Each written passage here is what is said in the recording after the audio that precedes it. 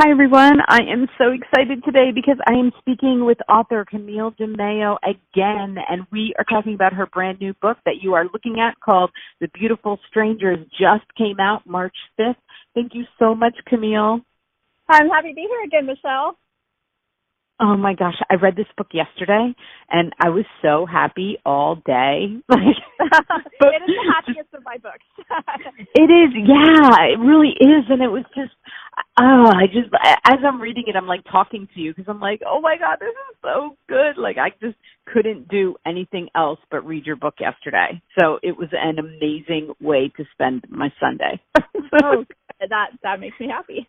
Well, you know what? It's a fun book. It's just so much fun. The history of this, like I love the 50s and the whole movie industry part. And so I'm going to let you give your little blurb about it so that we can, I know how much to say because I always get, especially with this book, because there's all kinds of things going. There's so much going on. And so I'll let you talk and then we'll talk about it.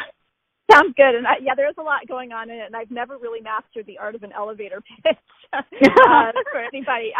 But suffice to say, I love San Diego and Coronado specifically. And a few years ago, I was out there with my husband again, but it was my first time as a writer. And he said, you really ought to write a book about this place. You love it. And so that's how my books usually start. It starts with setting, and then I research the history. And there was a lot of history attached to the Hotel del Coronado, but there were two things that stuck out to me specifically. One was that in 1892, a woman was found dead on the steps. They never were really sure if it was suicide or murder, and she is believed to be the ghost of the Hotel del Coronado, named Kate Morgan. And so that is one piece of history I found.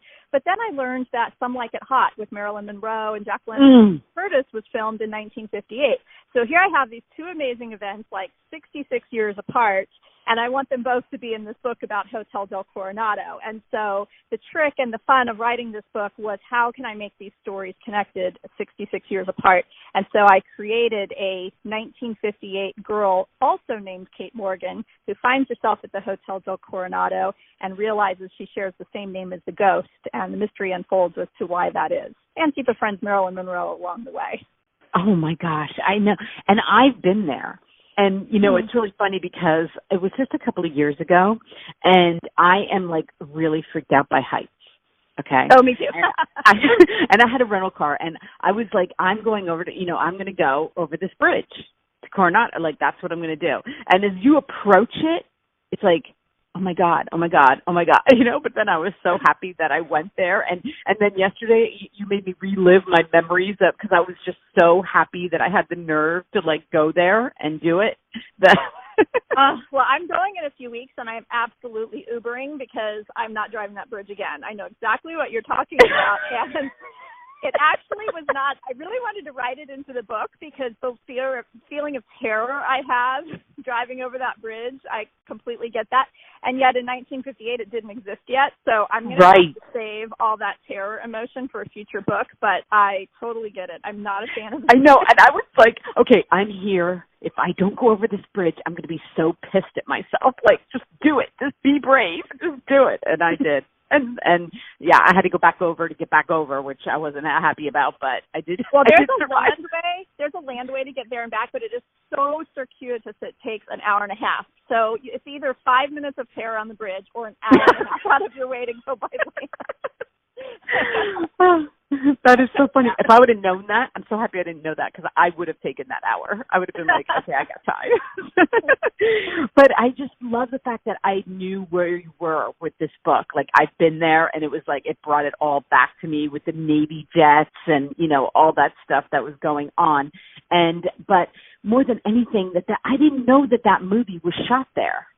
And so, I got so excited about that. As I was reading this part, I was like, yeah, so you have to go back and watch the movie now. All the exterior I know. There. Now, in the movie, they tell you it's Florida, but it's actually... Yeah, I saw that movie, too, and I'm like, I can't believe I didn't know that. And then, but that's what I love about you guys, because you guys teach me things, and I get to know stuff then, and I get to feel all smart about it, too. Well, that's what I love about historical fiction, and more and more, I'm having a lot of contemporary readers tell me that they like my brand of historical fiction because it's not history heavy. It's I just find something that I find interesting and I explore it, but you're not laden with facts and dates and things like that. It's, just this one especially, just a lot of fun stuff about the old Hollywood feel and the ghost story. So it tells you truthful things, but, I think and hope in an enjoyable way. And I'm glad readers are telling me that. Yeah, and I feel the exact same way. I was thinking that yesterday. I was like, this is historical fiction, but fun. Like, because it's like a fun time, and there are fun things going on too. Like it just, like there's so much of the book is like about the movie, and then those are like fun facts for me, like learning some things about Marilyn, and you brought in things. I mean, there were things we knew about her, there were things we didn't know about her, but I loved how you used her in it. Like I don't know, because we always hear a lot of the myths about her, but how was your research on her? How did that work out? Well, it was very interesting because you could probably take any year of Marilyn Monroe's life, and she sort of had a different personality depending on. She was all over the place, and so I needed to really research her based on this period of time in 1958 and what was going on with her. And it's rumored that she may have been pregnant on the set, and that the stress of being on the set caused her to have a miscarriage. That's what she accused Billy Wilder of, at least, is that that being the case. Apparently, it could take her up to 120 takes just to remember her lines. Billy Wilder used to tell the other actors, you better get it right every time, because the first time she gets it right, that's the take we're getting. And so she showed up late to the set all the time. So I learned about how much money it costs in that time period to even be an hour delayed.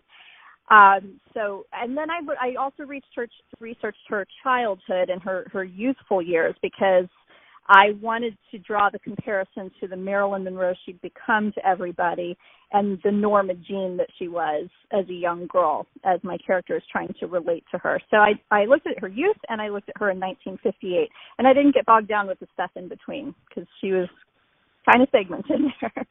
Well, it's really interesting, because I have seen the movie, but I'm going to go back and watch it because of this, because I was like, I didn't know that she was really falling apart this early. I kind of thought it was a little bit like closer to her death that she was really losing it. But, I was like, interesting. I mean, I don't know. As if, with all the female characters in this book, I thought it was interesting that you used her too.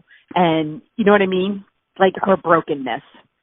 It did, and I think it's because my fictional character is really trying to find herself, and Marilyn Monroe is trying to reconnect with her own self at that younger age. And so as they become friends of sorts in this book, I wanted her to be really relatable, not Marilyn Monroe, the movie star. I wanted to kind of focus on who she was inside, which was still Norma Jean. And that was in there. I mean, that was in her. Yeah. And I wanted to illuminate that really human, identifiable side, and not just what we see in all the glitzy posters. Yeah, and I loved how you talked about, like, how there were people, like, in charge of her. Like, she couldn't even be in charge of herself. Like, she couldn't even take care of when to wake up, when to go to sleep, what to eat. Like, where to she was really like a pet. And then suddenly the camera would come on and she came alive. Now, she didn't necessarily remember all her lines, but that persona of Marilyn Monroe took over. And then when the cameras were off, she was completely dependent on the different people around her. It was very interesting, a very interesting dynamic. Definitely something I didn't know about her going in, but I wanted to illuminate that because I found it fascinating. Yeah, absolutely. And I'm looking at the picture of the book just like everybody else is. And I was in LA last week, and I swear, like, I did not want to get on the plane to come back. Like, it was so nuts. I was like, oh my gosh, I have to go back, and I know it's not going to be nice, and I know it's and I'm looking at this picture, and I was like, oh, that's that's what I want to be doing right there. I want to be laying on a beach in California. Well, when the cover came out, I asked my agent if she thought that was okay, that I had a March 5th release date and this very beachy cover that they put on there, which is a beautiful cover, but it just makes you think summer. And it's not, it's as much as it's a fun book, I do think it's more meaty than what we call a beach read. Absolutely. And I wanted to make sure that came through. But she said in early March, people were going to be so anxious for summertime that they would find it to be a breath of fresh air in early March. And that's what I found from readers. So I guess I just was nervous about that, but it's fine. Yeah, and you know what? The people in California, having just been there, they're on the beach. The beaches are full. Yeah. Yeah, out there they're fine. I'm going in a couple of weeks, and I cannot wait. Oh gosh, I just love it out there. So yeah, I'm looking at a cover, a picture on my computer of all your covers, and I realized, like, as I'm looking at it, I'm like, that's right, you have like one woman on every cover of your books, and I love that, and they're so different, you know, like so different. They are, and I love it. But then if you look at them together, you see how they do go together. And my agent is, you know, she likes there to be a brand. And I do think they look good together.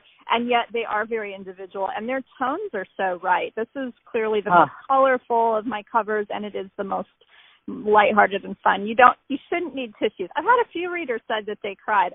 I'm not sure where they cried in it but a few readers said that. My other ones are tearjerkers. So this was, you can't do a book about Hollywood and beaches and have anything but just have it be enjoyable. I think that's how. Well, you know what? If there were any tears I cried, they were tears of joy. So good. Because I was just so happy for both Kate Morgans. Yeah. So yeah, there are two Kate Morgans in this book, like I said, and then the fun part is finding out how are they related all these many years apart. Oh, and just the mystery of the stories, you know, because you don't know much about the first Kate Morgan, and finding out her story. And as it all came together, I was like just getting so much more, because, you know, it was like a puzzle piece, but not thrillerish, just a puzzle piece, you know, that you're like, what happens? How are they connected? What is going on? And, you know, so it just kept me turning page after page after page. So it was very, very fun. I'm so happy I got to read it. But before I let you go, what are you working on next? So I am finishing edits right now on a book called The First Emma, and this is actually my first book that is about a real-life woman. Even though The Beautiful Strangers has Marilyn Monroe, it's not about her. This one is, it's really a fascinating story that I learned when I lived in San Antonio about a woman named Emma in the early 1900s whose husband was one of the South's largest brewers, and he had two mistresses, also named Emma. And one of the Emmas murdered him. And when he died in 1914, Emma, the wife, took over the brewery, doubled its production, and then Prohibition and the Great Depression hit. So here you have this woman who is a widow. Wow. She runs a business now, runs it doubly as well as her husband, and then is the only brewer in the South to continue to operate and keep all of her employees employed through Prohibition and the Great Depression.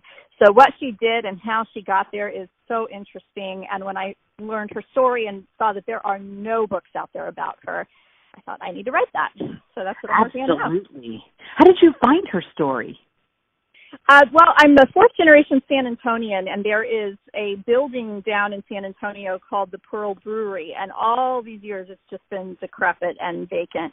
But about 6 or 7 years ago, a developer took it over and redid it, and it is now my favorite part of town. But the centerpiece of it is the brewery itself, which is now called Hotel Emma. And it was named as Condé Nast one of the best new hotels in the world, and it is magnificent. So I thought, who is this Emma that this hotel is named after her? This is quite a place. And I looked into it, and I went, oh, my gosh, her story is amazing. Surely somebody has written about her. And they haven't. There's nothing out there. And so It's been like crawling and scratching to find out all the research I needed for it. And I actually went back in January and visited with a historian there. And he told me that I may now be the world's foremost expert on her because I know more than he did. Oh, that's awesome. I can't. Okay, so do you have is it around this time next year? I don't have a publication date for it yet. I'm thinking it'll be late 2020 or early 2021. So these things take a long time. Yeah, they do. Well, you know, I'll read it. Okay, so you know where to find me. I'll read it early, and I'm just so happy I read this book, and you made my weekend. Oh, thank you, Michelle. I love hearing that because the joy I had writing it is being reflected in readers, and I love that. Oh, so I'm going to put all of Camille's links listed below. I'm also going to put the IndieBound in case you want to support your local bookstore. And if you want the book today, you can go on the Amazon link that I'll put there. And thank you so much, and I can't wait to talk to you again. Thank you, Michelle. I appreciate it. Okay, have a great day. You too. Bye-bye. Bye.